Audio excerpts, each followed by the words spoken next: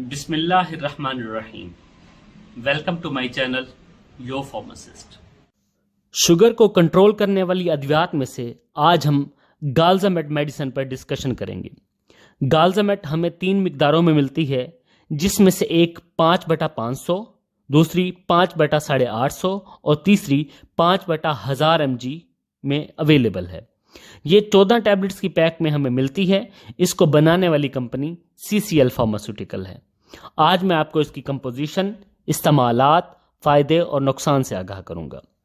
Video شروع کرنے سے پہلے آپ سے ریکویسٹ ہے آپ میرے اس چینل کو سبسکرائب کریں and not forget to hit the bell icon. سب سے پہلے ہم بات کرتے ہیں اس کی کمپوزیشن کے حوالے سے. اس میں 2 انگریڈینٹ پائے جاتے ہیں، جس میں سے ایک ولڈاگلپٹن ہے اور دوسرا میٹفارمن ہے.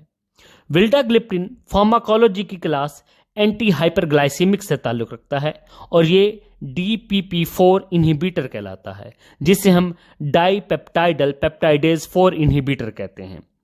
میٹفارمن فارماکولوجی کی کلاس بائیگوانائڈ سے تعلق رکھتا ہے.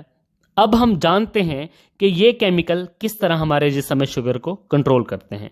ولڈاگلپٹن DPP4 کام کرنے کی صلاحیت کو کم کر دیتا ہے، جس سے انسولین کی مقدار بڑھ جاتی ہے اور خون میں شوگر کی مقدار کم ہونے لگتی ہے.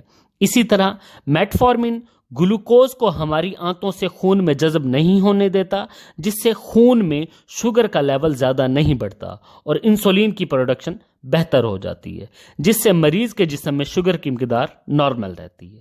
اب ہم جانتے ہیں اس کے کیا کیا نقصانات ہیں. سب سے بڑا نقصان یہ جگر کی خرابی پیدا کر سکتا ہے، جسے ہم ہیپیٹک ڈسفنکشن کہتے ہیں. معدے میں خرابی پیدا کر سکتا ہے، الٹی اور متلی کا سبب بن سکتا ہے. اس کو کب استعمال کرنا چاہیے؟ ایک ٹیبلٹ ہمیشہ ناشتے سے پہلے پانی کے ساتھ استعمال کریں. برائے مہربانی حاملہ خواتین اس کو بالکل استعمال نہ کریں. تمام ادویات کو بچوں کی پہنچ سے دور رکھیں تاکہ آپ کو کسی پریشانی کا سامنا نہ کرنا پڑے. اللہ ہم سب کو اپنی حفظ و امان میں رکھے.